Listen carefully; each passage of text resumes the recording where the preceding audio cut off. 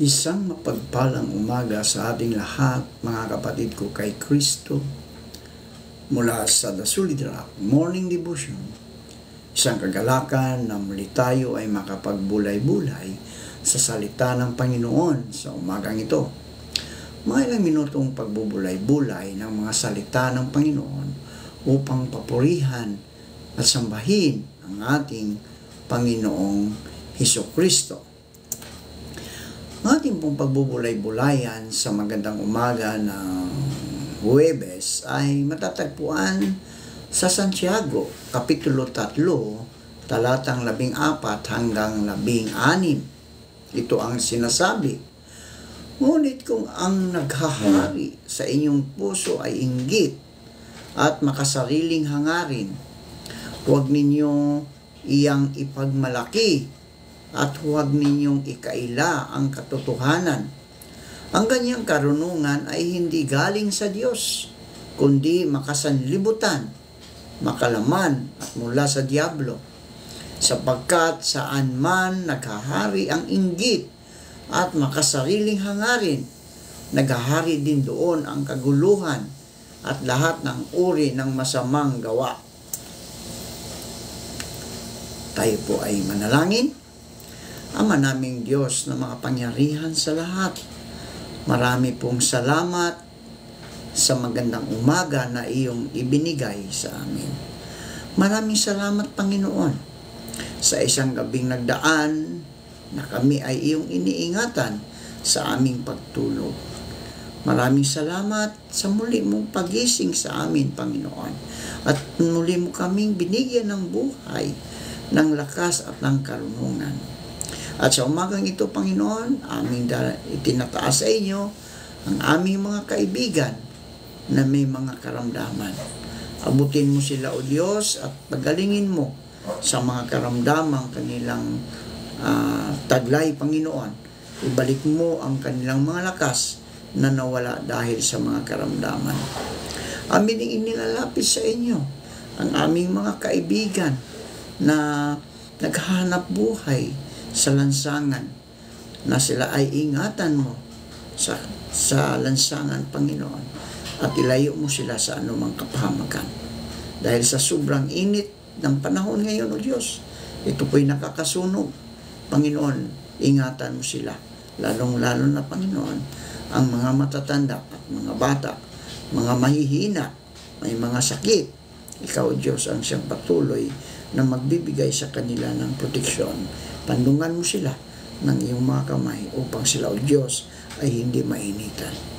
Tinataas din namin, Panginoon, ang aming mga kaibigan na mga magsasaka, na sila ingatan mo sa kanilang pagsaka. Gayun po ang mga kaibigan naming mga mangingisda, sila po'y ingatan mo sa laot ng karagatan.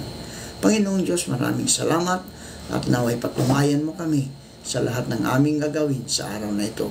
Sa pangalan ni Jesus na aming Diyos at tagapagligtas. Amen. Amen. Ang pamagat ng ating pagbubulay-bulayan ngayong umaga ay inggit. Ayan. Inggit. Meron ka ba nito? Kung meron, agad itakwin. Alisin sa iyong isip at gawi. Kung wala naman, huwag na hangarin pa. Nakakadiskaril ito ng isip, nakakasakit ng puso at nakapagpapanginig ng kalamanan.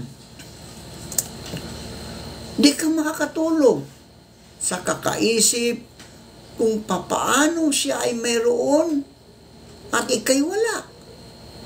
Kung papaano siya ay pinalad at ikay hindi.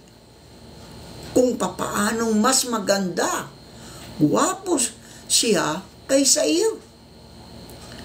Mahirap na kalagayan yan, mga kaibigan. No, matuturiti ka hanggang magdilim na ang iyong isip at malaki ang iyong mga mata sa inggit. Sa halip na mainggit, kaibigan, bilangin mo kung ano ang meron ka ngayon at pagtanto-tanto mo na marami ka palang maipagpapasalamat. Count your blessings, ika nga, and not someone else. Do nothing out of selfish ambition or vain conceit. Rather, in humility, value others above yourself. Ayon sa Filipos 2:3, huwag kayong gumawa ng anuman dahil sa paghangad ninyong maging tanyag. Sa halip, bilang tanda ng pagpapakumbaba, ituring ninyong higit ang iba kaysa inyong mga sarili. Pagmamalasikitan ninyo ang kapakanan ng iba at hindi lamang ang inyong sarili. Tayo po ay manalangin. Diyos na mahabagin, turuan mo kaming manatili sa iyo.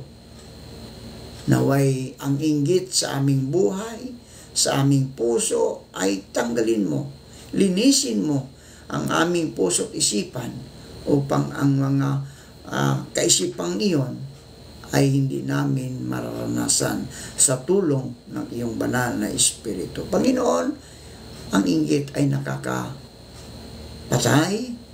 nakakasama.